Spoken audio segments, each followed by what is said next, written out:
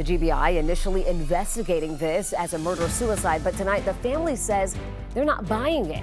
Imagine stumbling upon a quiet riverside trail, expecting nothing but the soft sounds of nature. Well, Jennifer, the brothers Kaidir and Nazir Lewis were twins. The GBI says a hiker found their bodies at the top of Bell Mountain on Saturday morning. Both had been shot. Only to be met with something horrifying. Your head might still be spinning from all the new and stunning details that came out late in the day in the Idaho student murders. And I know, I'm right there with you. It's just kind of mind-blowing what we're learning. Pools of blood. A lone shoe floating in the water. A desperate 911 call.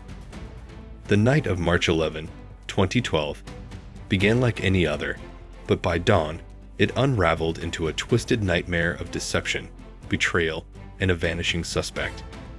Just when investigators thought they had cracked the case, their lead disappeared into thin air. What sinister truth was lurking beneath the surface? Stay with us as we unravel this bone-chilling mystery before it slips away forever. 911. What is the address of the emergency? There's pools of blood. I'm guessing it's just an animal. But in the water right by the river, there's a shoe. They're everywhere, all over the place. Did you tell anybody she went first? What? It's a girl. No. If somebody said I said that, they're liars, man. Call them and tell them to get over here. Bring me some clothes. I have a concern. That's why we want to talk to you. I don't know.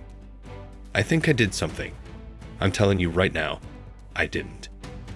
In the early morning hours of March 11, 2012, a gruesome discovery was made near the Jordan River in Utah.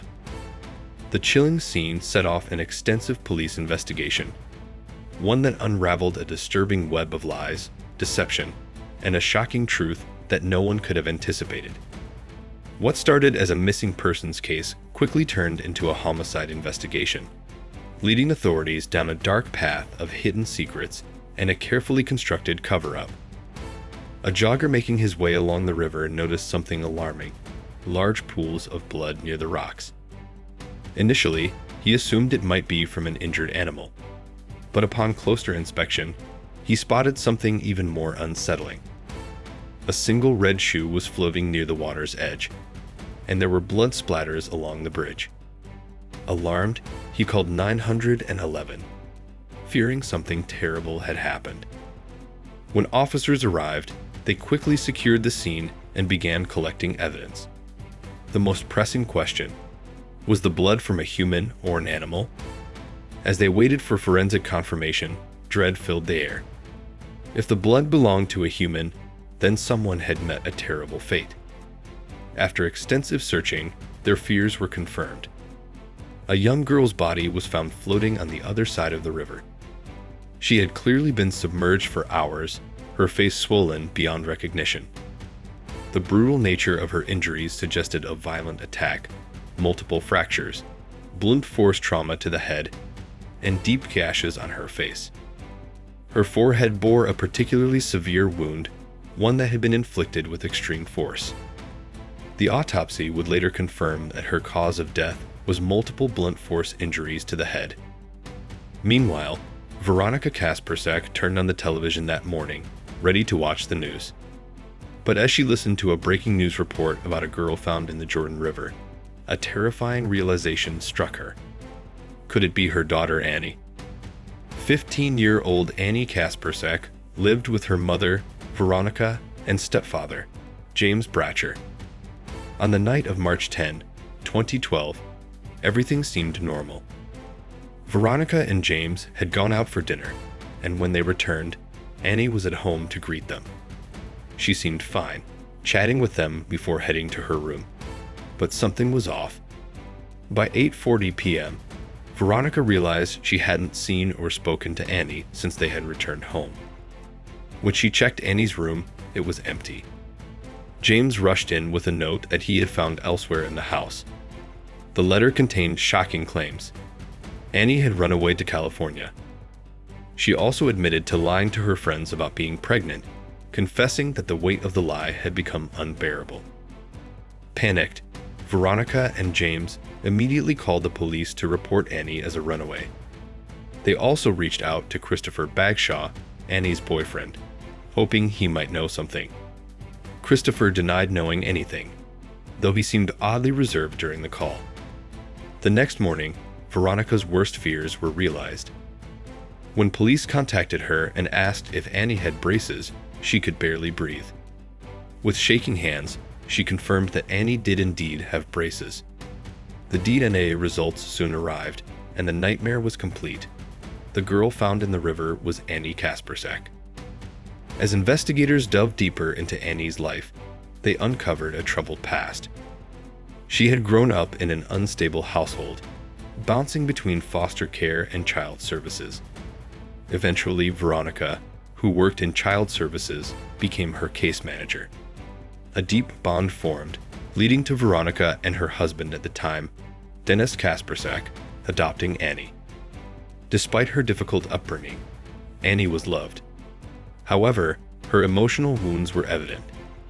She craved stability and a sense of belonging, something she tried to create with her boyfriend, Christopher Bagshaw. Police learned that Annie had been obsessed with Chris, writing about him extensively in her journal. Her rumored pregnancy, it seemed, was a desperate attempt to hold onto him. But Chris's reaction was not one of concern. It was one of deadly rage. At first, Christopher Bagshaw denied any involvement. He told police that he had tried to convince Annie not to run away. But phone records told a different story. Annie had received several calls from a blocked number just before she disappeared. Investigators traced that number, and it belonged to Chris. Chris's father and grandmother had initially provided an alibi, claiming he had been at home all night. But further investigation revealed inconsistencies. Surveillance footage, GPS tracking, and phone records placed Chris near the river at the time of Annie's murder. His grandmother had even called him late that night. Why would she call if he was supposedly asleep in her home? Cornered by the overwhelming evidence, Chris finally broke down. The truth was more horrifying than anyone had imagined. There was no LJ, the supposed gang member who had been threatening Annie. LJ was a fabrication, first created by Annie to make Chris jealous, then used by Chris as a scapegoat to mislead the investigation. Chris admitted that he had lured Annie to the river that night. Believing she was pregnant, he decided to take matters into his own hands. He'd attacked her with a shovel, smashing her face repeatedly. But he wasn't finished. He placed the shovel on her forehead and stomped on it, crushing her skull. After ensuring she was dead, he threw her body into the river and went home as if nothing had happened. Over the next 2 years, he continued to play the role of the grieving boyfriend, even posting heartfelt messages about Annie on social media. In 2014, Chris Bagshaw was arrested and charged with first-degree murder. Given that he was 14 at the time of the crime, there was a possibility that he could be sentenced to juvenile detention and be released by the time he was 21. However, thanks to strong evidence, he was tried as an adult. He ultimately pleaded guilty and was sentenced to 15 years to life in prison. Annie Kaspersak's tragic murder was a result of manipulation, lies, and unchecked rage.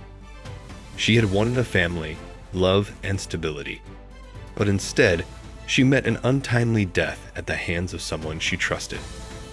Her story serves as a reminder of the darkness that can exist behind closed doors, the importance of recognizing red flags, and the devastating consequences of unchecked emotions. Though justice was served, her loss remains an unhealed wound for those who loved her. And just when you thought this story couldn't get any darker, the final twist will leave you speechless. But that's just the beginning. If you think this was shocking, wait until you hear what happens in our next video. Betrayal in blood. A family torn apart by crime. You won't believe the lengths some will go to for revenge. Don't miss out. Hit that subscribe button and turn on notifications, because the next revelation might just change everything you thought you knew.